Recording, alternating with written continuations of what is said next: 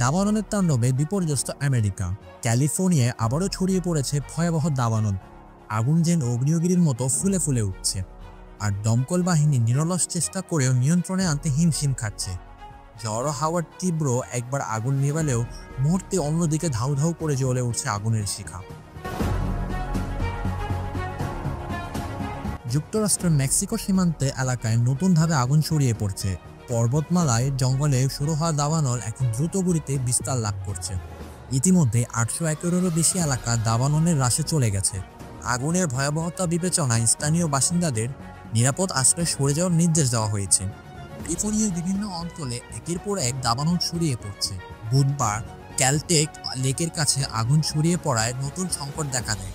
এতে 10.5 একর ভূমি পুড়ে গেছে। দমকল বাহিনীর দাবি, এই দাবানলের 36% নিয়ন্ত্রণে আনা সম্ভব হয়েছে।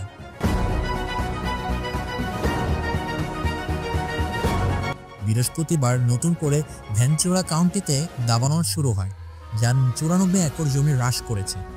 এখন পর্যন্ত 70% নিয়ন্ত্রণে আনা সম্ভব হয়েছে বলে জানিয়েছে স্থানীয় প্রশাসন। তবে বাতাসের গতিবেগ বেশি থাকায় দাবানল আরও ছড়িয়ে পড়তে পারে বলে আশঙ্কা করা হচ্ছে। তীব্র বাতাসের কারণে আগুন দ্রুত ছড়িয়ে পড়ছে, যা পরিস্থিতিকে আরও জটিল করে তুলছে। ফায়ার সার্ভিসের কর্মীরা দিনরাত পরিশ্রম করেও আগুন নিয়ন্ত্রণে আনার চেষ্টা করছেন, কিন্তু প্রকৃতির প্রতিকূলতার কারণে তাদের প্রচেষ্টা বারবার ব্যর্থ হচ্ছে। ক্যালিফোর্নিয়ায় দাবানলের দৌরত্ব এখনও অব্যাহত। আগুনের লেলিহান শিখা দমকল বাহিনীর নিরলস প্রচেষ্টার পরও থামছে না। অন্যদিকে যুক্তরাষ্ট্রের দক্ষিণ অঞ্চলে তুষারঝড়ের আঘাতে বিপর্যস্ত হয়ে পড়ছে। চলুন জেনে নিই সেই সম্পর্কে সর্বশেষ আপডেটটি।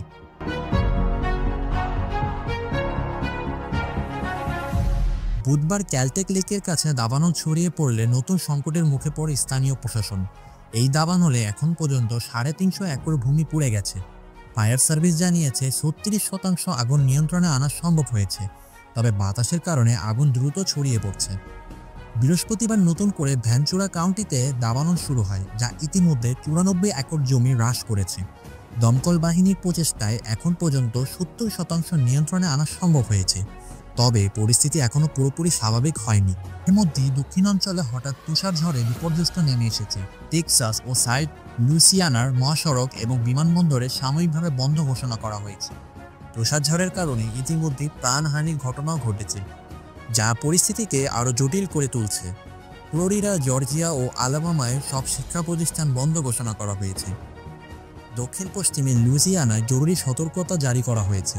স্থানীয় বাসিন্দাদের অপ্রয়োজনে ঘর থেকে বের না হওয়ার সতর্কতা দেওয়া হয়েছে। আবহাওয়াবিদ জানিয়েছে, শীতের জন্য এখনই প্রস্তুতি না হলে বড় বিপদে পড়তে পারে। একদিকে দাবানলের তাণ্ডব, অন্যদিকে তুষারঝড়ের তাণ্ডব। আমেরিকার বর্তমান পরিস্থিতি আরও কতটা ভয়াবহ হতে পারে সেই সম্পর্কে আপনারা কমেন্টে আমাদের মতামত করুন। সমস্ত আপডেট পেতে হলে চ্যানেলটি সাবস্ক্রাইব করে বেল আইকনটি বাজিয়ে আমাদের পাশেই থাকুন।